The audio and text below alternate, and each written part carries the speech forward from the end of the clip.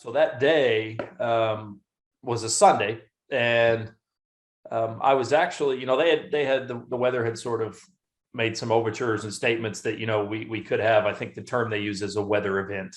There seems to be a traditional pattern or a named storm that we're familiar with around Memorial Day weekend every year, and so I was actually my niece and her husband live in Carthage as well, and I was actually at his house. We were doing some remodeling work in his home, and all day long the sky was this odd color of like a gray green mixture. It was really a kind of a weird color, and there were sort of some rumblings, but it wasn't like thunder. It was just this general. It was peculiar. So I finished at probably 4:30 at his house and drove to my house, which was 10 minutes away, and we lived kind of on the west side of Carthage, between Carthage and Webb City. And I got home just in time of my wife telling me that the news had broken into the broadcasting public TV, and they were kind of tracking this storm, and so I showered really quickly and grabbed something to eat, and we kind of went in and sat and we were watching the television. And the tower cam at the corner of 7th and Range Line, that is for I believe it's for KOAM. It's for Doug Hetty, was the one that was on the news broadcast, so the tower cam is at 7th and Range Line, which is a pretty busy intersection of Joplin, and the camera is looking to the west toward the Kansas state line, which is maybe 10 miles, 12 miles from there. Yeah. And you could see this wall of rain that was, in the face of the camera. And then kind of at that moment, you hear Doug Hetty say, "Oh my, that's a tornado." And so normally I feel like, at least where we live, and it's probably the same for you guys, we have, a 30-minute or 60-minute kind of heads up, look, there's one that's on the ground and here's the projected path. And, it's a wide area, and you can kind of decipher where you live relative to it and kind of make your decisions based off of that. And I feel like in that moment, and later they basically said, because of the wall of rain that was ahead of the storm, they couldn't detect it. Fires, see smoke in the background. It really looks like a war zone when you're out there. I know we got at least some footage on our tower cam when this was coming in. Yeah, and I don't know if we have that footage available. Okay, this is speeded up a bit, Doug, but maybe you can tell us a little bit about what this is.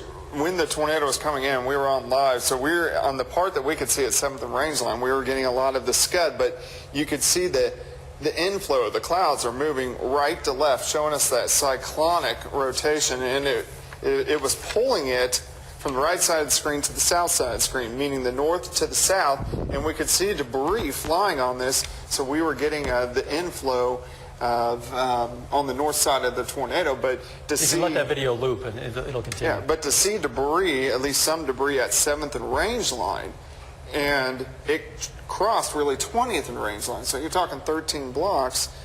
That shows you how strong the tornado was and how strong the winds were outside of the tornado to be getting debris that far north. And in fact, when the camera goes to black here, as it's going to do in a few seconds, that's because it's not an editing flaw. It's because apparently the power went out, or the camera was hit, or something. We're not sure. Something went wrong, and we don't have it up yet. Right, right.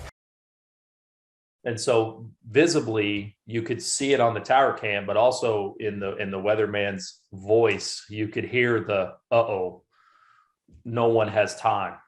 So at the point in which he kind of uh-ohs, it's already probably 2 or 3 miles west of Joplin, still right at the Kansas state line, but it's moving into the west side of Joplin, where probably, arguably the largest hospital in Joplin, at the time anyway, was located, and it was a hospital called St. John's. That's now turned into a Mercy as they rebuilt it. It's a Mercy hospital. So, and that seemed to be pretty directly in the path. So at that point, we're both sort of, my wife and I, Kelly, are we're both sitting on the couch, kind of watching this, thinking, immediately you think, uh-oh. So, but there never really seemed to be the normal news thing of, hey, this is the projected path. This is, it was plowed through Joplin and hooked off kind of to the south toward Diamond. It never made it that far, but it had really kind of gone through Joplin and done its damage probably before a whole lot of people had any kind of heads up of what was coming. And that was mainly, you think, because it was rain wrapped and folks really couldn't see that was afterwards, that was a lot of what the discussions were, was that it was rain wrapped and really difficult for them to pick up. So you were about how far from you lived in Carthage? Yeah, so we were between Carthage and Webb City. I would say the tornado went by 6 or 7 miles south of us. Yeah, the path. How long was it before you knew that the tornado that had gone through Joplin, was a very serious thing? Well, so once our news broadcast sort of was beginning to try to catch up, we flipped over to the Weather Channel, because I guess as my wife and I have gotten older, that's a channel that we watch more. I don't know what happens in life, but so we turned it on to the Weather Channel, and I wish I could remember the guy's name. I think it's Mike Bettis, maybe, or Mike something. But he had been storm chasing for the Weather Channel. And so what had happened was they were chasing the storm out of Kansas into the backside of Joplin into Missouri. And he began to encounter the destruction, and they stopped chasing the storm and they started getting involved in what was going on. But they were doing it live. The images go on forever, it seems. It is endless damage here in Joplin.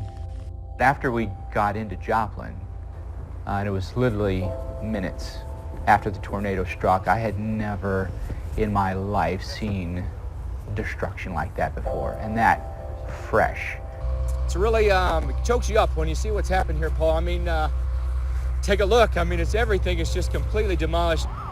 People just emerging out of their homes, people injured, people dead. I mean, it was a very morbid scene. All I can say is it's tough. No question about that. And so at that point, what you really began to see, Preston, was like the raw reality of what was happening. It wasn't a,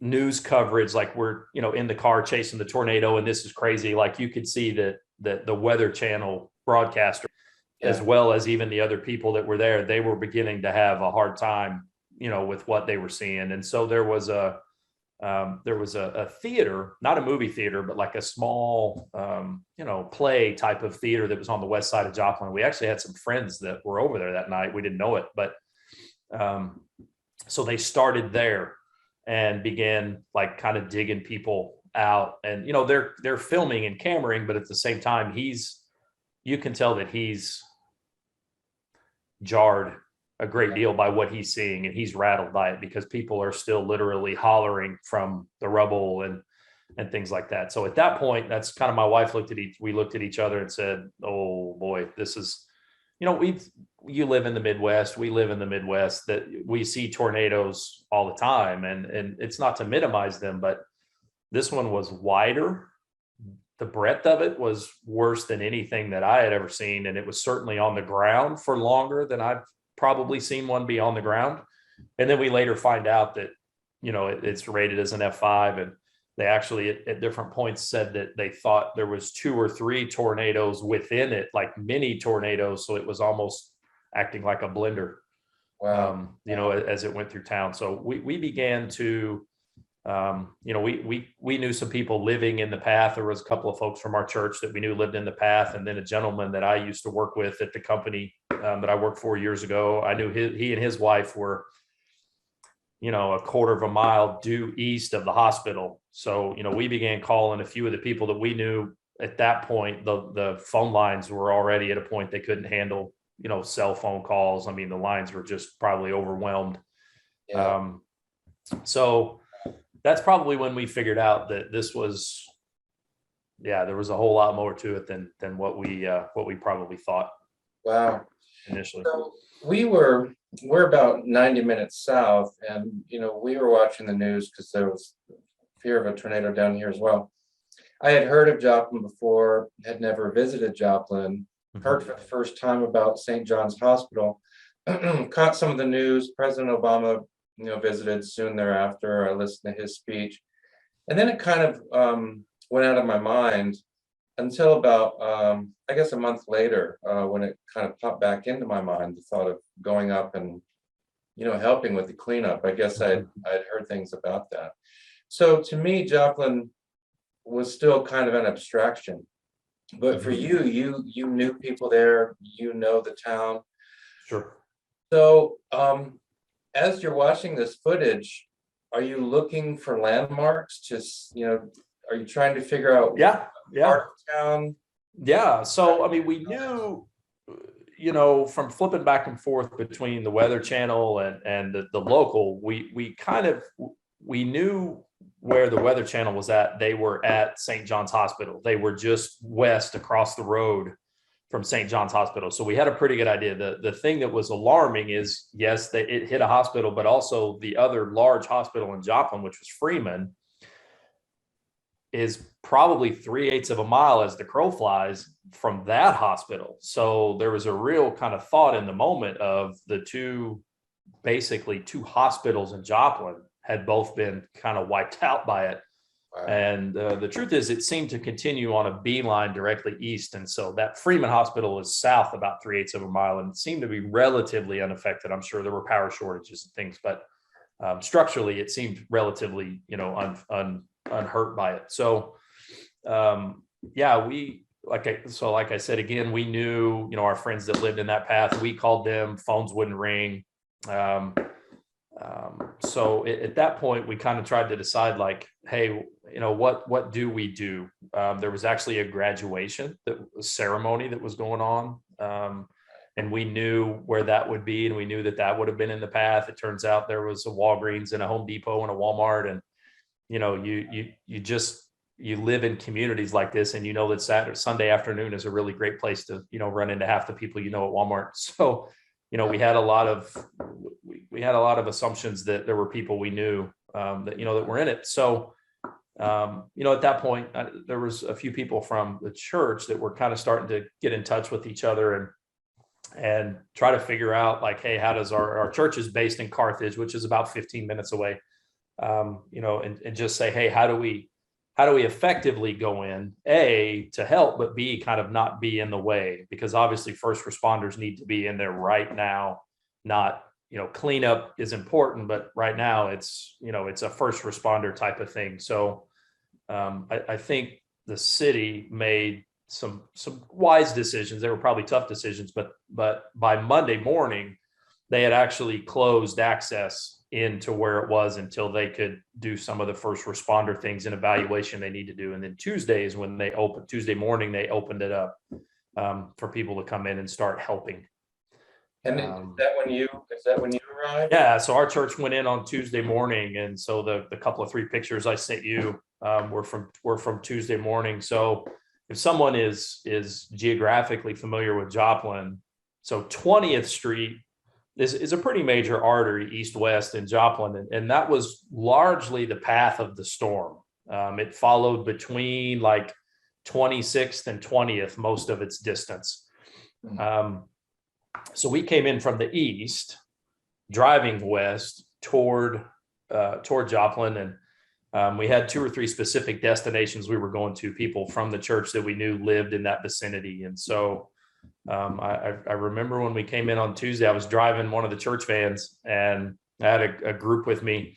And when you come in to Joplin on the east side of Joplin, on 20th, there's a roundabout there, there's a gas station, and then you're pretty close to the Home Depot. And the Home Depot was, one of the places that was hit.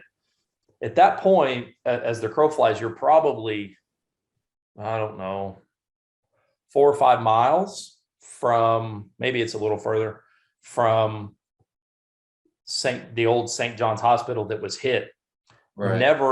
There's no way, because of the difference in elevation of the roads and, structures and trees and things, you could never see St. John's Hospital from the other side of Joplin.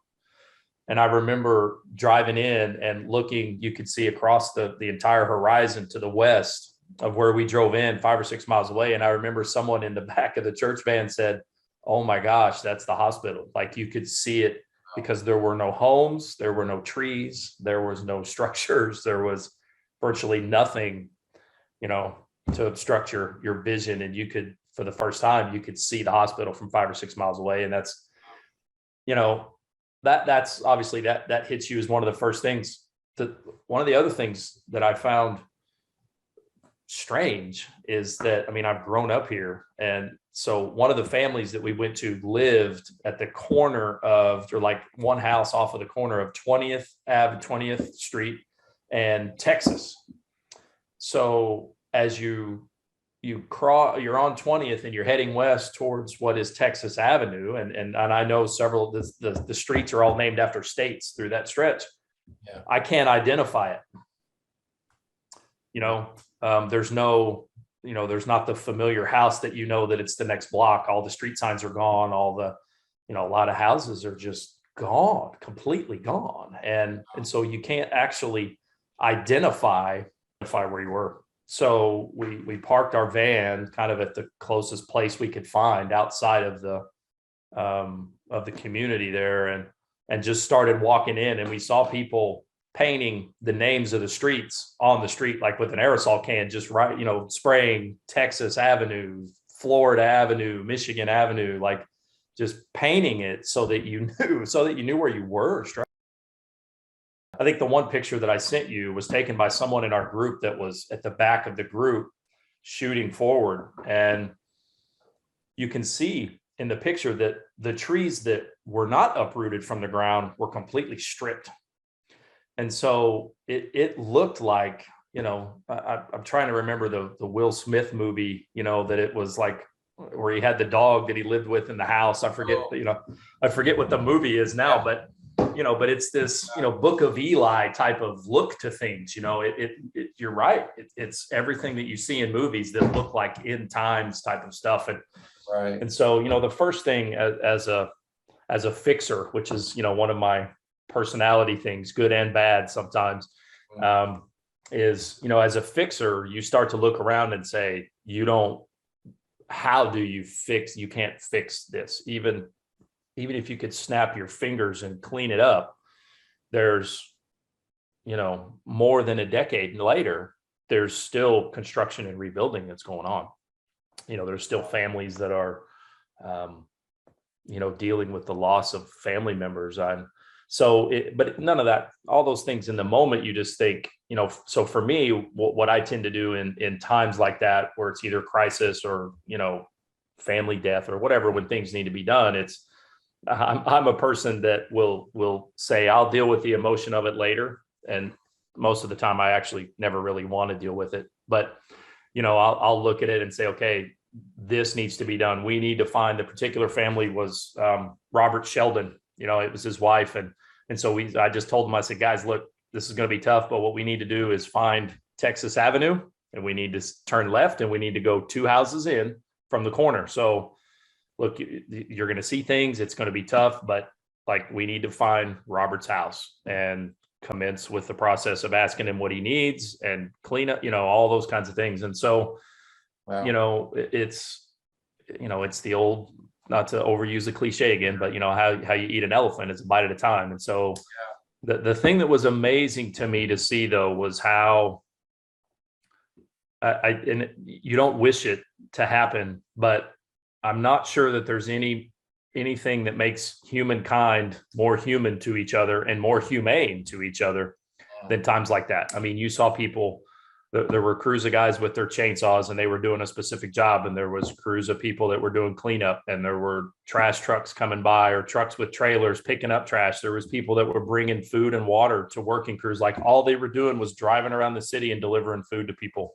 It was, in those moments, like you see the humanness, of all of us, both in frailty and in strength. So you're there on the second day. I want to ask you what you did, but before that, these responders that you're describing right now, folks with the chainsaws, Mhm. Were they primarily private actors? Were they primarily government responders? No, it was individuals. It was churches. It was, but not just churches. Like I don't want to say the church, I don't want to overstate the church on this front. Like there were plenty of churches there, don't get me wrong. And they were already by a Tuesday, they were already from 2 states away.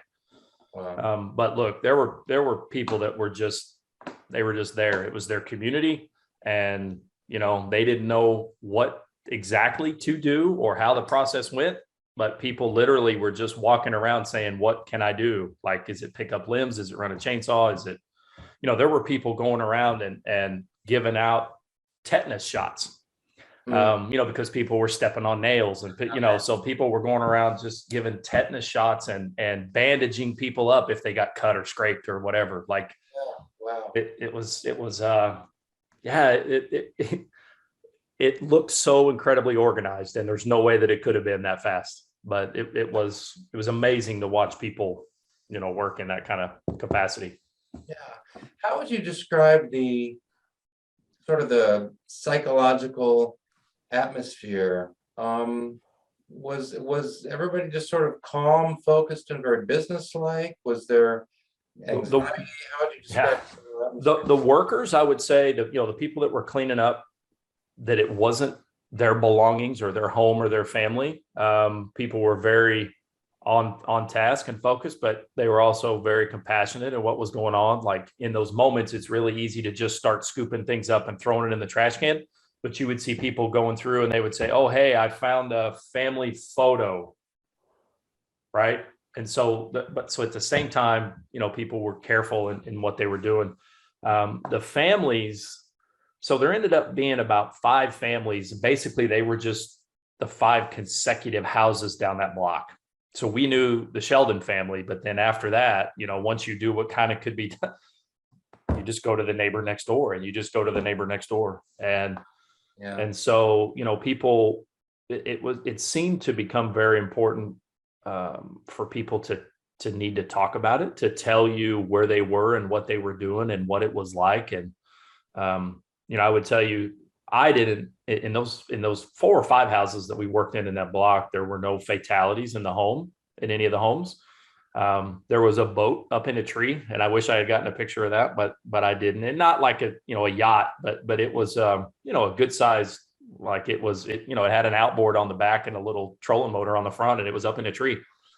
But you'd go to one house and they would say, yeah, we were in the hallway bathroom, and you'd look at the house and that was the only piece of the structure that was standing, was the hallway bathroom. Or you would find someone say, well, we were in this particular part of the house, and that was the only part of the house that was still standing. Like it was there was no consistency. There was no, pattern of like, hey, as long as you were isolated in this part of your house, you seem to be safe. There were so many stories we heard and talked to people that were in different parts of their house at different times. Some people said we just jumped in the bathtub and threw a mattress over the top of us, and that's the part of the house that was untouched, and the mattress is still laying in the bathtub. Their car is 50 yards up the way, but the mattress is still laying in the bathtub. So there was a lot of stories that, I would find it. I mean,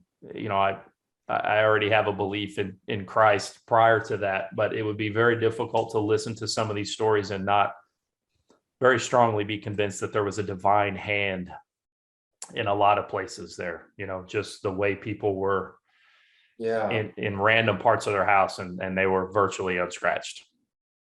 Did you have that same sense I did? Of course, in a small city like that, I think the number right now is 161 killed in the tornado. But when I saw the destruction, to me, it was amazing that the number wasn't just a lot higher. Did you have that same? Yeah, I would have said, on an initial drive through, particularly when you look at the places that were hit, it hit a hospital. It came, a graduation where lots of people were at an outside, gathering.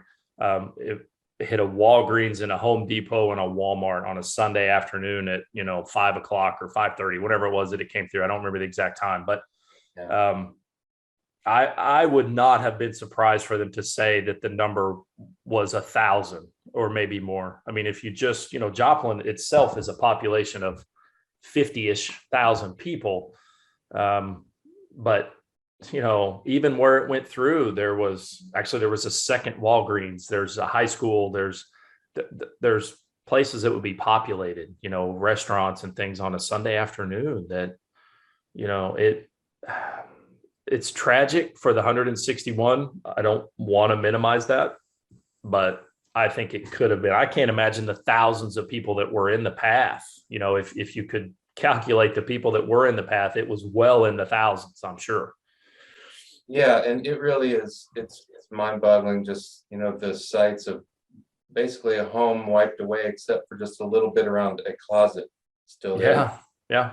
Did you hear any stories? Anybody relate anything to you about what they called the butterfly people? I heard those stories later. I didn't hear them in the moment. It seemed to be so. Well, later, those stories seem to surface more from younger kids, at least the ones that we were familiar with, and heard secondhand. I never had any personal interaction with anyone that said, "Yeah, we saw butterfly," people, but.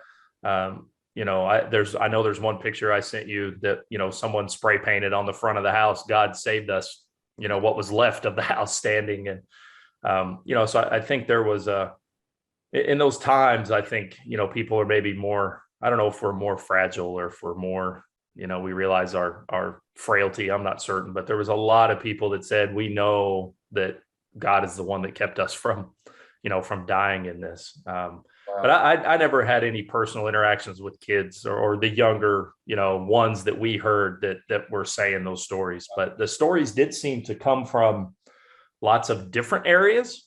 It wasn't a, kind of a congruent, story in one particular area or whatever. It seemed to be quite a few people that talked about it. Very interesting. The work that you did at these 5 homes, was it primarily clearing and sorting, that sort of thing? Yeah, it would have been. So, everyone, by the time we got there, at least in the blocks that we were in working, first responders had already been through, and they would essentially just take an aerosol can and spray like a big red X on a house, or there was a system of marking a home for them to know, hey, we've already been there, right? So for us, yeah, sorry, go ahead. At like an X meeting, we have searched this home. And Right. Exactly. I think, again, that picture that I sent you that they spray painted on the front of the house, I think there may be some kind of marking on it as well. But so, yeah, for us, we went in and just started cleanup. And, for some people, it was, clean up. Some people, it was sit in their rubble with them for 20 or 30 minutes while they looked at, a family photo album that somehow made it through the storm, and they had it. But then there were those who, their family photo album, who knows where it ended up. So, sometimes people wanted to get through the business of cleaning up the mess, and sometimes people were still pretty numb and not even certain, 36 hours later, what had happened and how they had survived it, and even what they were going to do, where they were going to live and what was going to happen going forward. And so sometimes, you would just sit on what was left of someone's front porch, or sit on what was left of someone's living room. And, the doer and the fixer in me's wanting to clean up, and, you kind of hear the Lord telling you, like, hey, you just need to sit still, and listen to this person for a while. And, people would tell stories that were just harrowing, what it sounded like. And, they had no clue. And then a lot of people, because of the size of it, they told a story that sounds a lot like the eye of a hurricane. They heard it and they took cover, and then it passed and everything got tranquil. And some people said, we thought we were okay. And then we started to come out, and then we would hear it, we hear it again. So it was large enough that it was a bit like a hurricane, and that it had an eye that was calm. So some people experienced twice, the front and the backup. Yeah, I've heard that. What is your strongest memory of your whole time in Joplin? So it doesn't necessarily need to be, you know, the very first thing you see. What's the memory that most sticks in your mind when you think about that whole period after the tornado? Yeah. So afterward, I mean, to me, like even now, whenever someone says to me the Joplin tornado, the first thing that snaps into my mind is that the visual thing that I told you of being able to see the hospital, you know, 6 miles across Joplin, east to west. I that's one of my visual recognitions of it. I have a good friend who is an associate pastor at a Calvary Chapel here in Joplin, and his name is Russ Hibbard, and Russ has actually been to Guatemala with me a few times, and his church has as well. And at the time, Russ's son was 8 years old, Isaac, and they were inside of Walmart. And so Russ was one of the guys I wanted to talk to and kind of check on. He lived more on the west side where the path started, but he actually turned out to be in Walmart that afternoon. Wow. And so, you know, when I think of the people that I knew and probably the stories, you know, Russ is always a guy that comes to my mind, and he's a great guy, great with people. And he said we were in the back of the store in the electronics, and he said they told us, you know, and literally they had a couple of 3 minutes, you know, and so they shove everybody to the back of the store. And he said, you know, my son's with me, and he said we've got stuff in the cart, and you know he's panicking, and he said we were back kind of in the DVD aisles, you know, the metal racks that where stuff is at, and he said, you know, we can hear it at that point, and we know that it's coming.